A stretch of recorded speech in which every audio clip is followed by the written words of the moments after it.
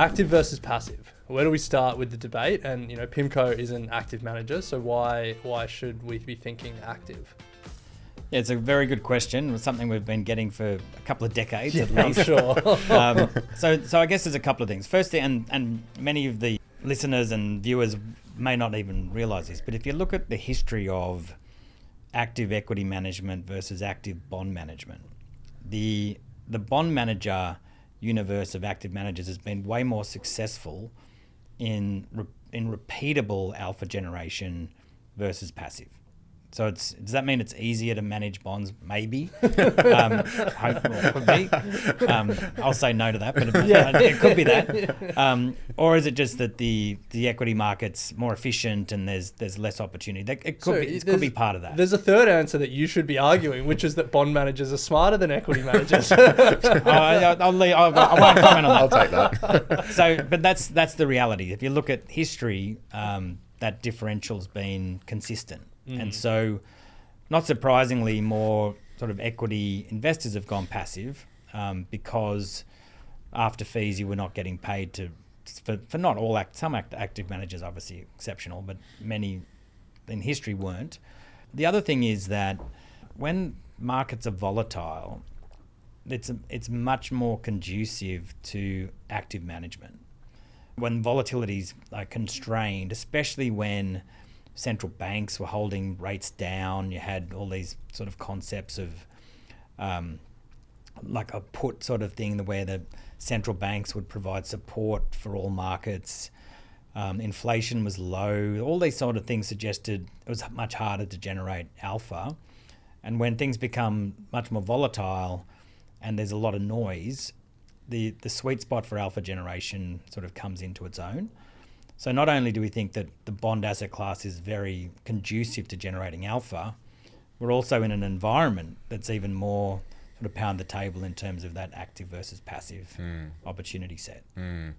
You said earlier that uncertainty is certain. So can you give us a sense of how active is operating today? Like how are PIMCO managers responding to this sort of market environment? When the market's in a sort of crisis phase, or when we went into sort of even a pandemic phase, the correlation and the synchronization of global economies is almost perfectly aligned. Everyone's doing the same thing to prevent the crisis worsening. Now we're in a phase where economies around the world are completely desynchronized. We've got policies that are helping one part of the world and damaging other parts of the world. Like there's not everyone a winner or everyone a loser. So for an active manager, identifying the winners and losers, identifying how to invest in the various subcomponents of the bond market for those environments, being cautious around companies or economies or even governments that may be susceptible to some of these policy shifts. All of these things provide ample opportunity to reposition portfolios and do it much more frequently. So if things take months, weeks, quarters, or like even years to play out in a market sense, then as an active manager, it's harder to position. When things are moving around every day, then if you've got a very robust investment process, you've got some anchors in terms of where you think markets are going, you can fade those moves literally every day. And so that's what we're doing.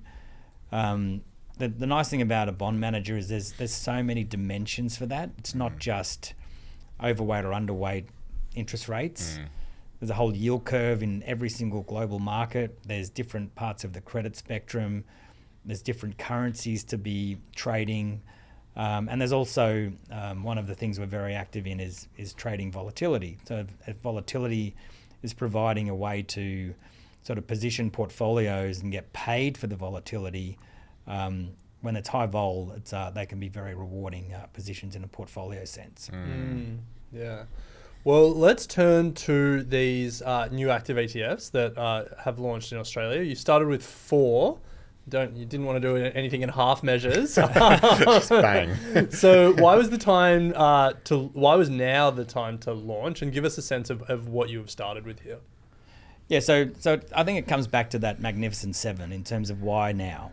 right? So I think the planets have aligned in terms of why we think the ETFs and the funds that we've managed for an extended period that sit behind the ETFs, why now is a great time for portfolios to be diversified and investors at the end of the decision making process to start to really think about that and think about that now. So the ETFs are backed by funds that have existed for an extended period, as I mentioned, but they haven't been available in a listed format where they could be traded intraday. And so this is a huge leap forward in terms of the availability of active PIMCO funds on an actively traded platform. That's an opportunity that we're providing to the market that we haven't before. As you mentioned, 4 funds, really the flagships in terms of providing that access to Australia, to global, a diversified version of those, plus some very high quality credit. As we also had a quick chat about, we will bring more to market. We think those are the 4 to launch with that provide most of the solutions that investors are looking for. But as things evolve, we will add some additional ones to provide a little bit more bespoke versions of the asset class. So Rob, the 4 that have launched, you've got the Australian Bonds Active, the ticker is PAUS. You've got the Global Bonds Active, PGBF. The Global Credit Active, PCRD, and the Diversified Fixed Interest Active, PDFI. So Rob, these funds have been in operation long before listing on the exchange. In fact, the inception date for the Global Bond Fund is July 1998. Can you give us a sense of their history and performance to date? It's an evolution of the availability or the ability, I should say, to have active ETFs of a fund. We probably would have launched them a lot earlier if it was capable of doing that before, but it's a great evolution of the exchange structures to make them available in this listed form. So PIMCO's been around 50 years. So when you think about these funds being around for sort of 25-ish years, it's only half the history of PIMCO. But it was something we decided to launch for the Australian client base an extended period ago. And there weren't that many opportunities available for Australian investors to truly diversify across global bond markets at that time. And they've done really well. And so the great thing is of having a fund that sits behind the ETF, all investors can observe the track records, they can observe the process that's been applied, they can get to know the portfolio managers that have been involved. So it's a really good proof statement in terms of the credibility and the alpha generation over that very long period. So for retail investors, they now have access to all these ETFs, which is great for accessibility. But for a number of advisors, they could already access some of these funds through platform. So how do you think about advisors making the choice between now going the ETF route or the managed fund route? Do you have any suggestions on how they think about that?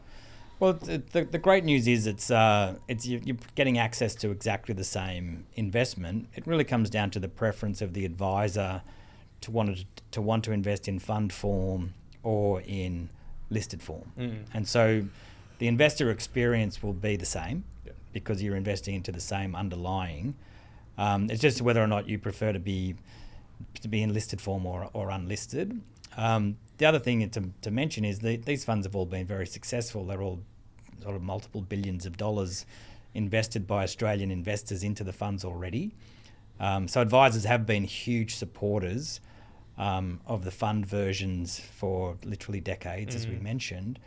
This just provides a different access point for any advisors or end clients for that matter that prefer to have the listed version.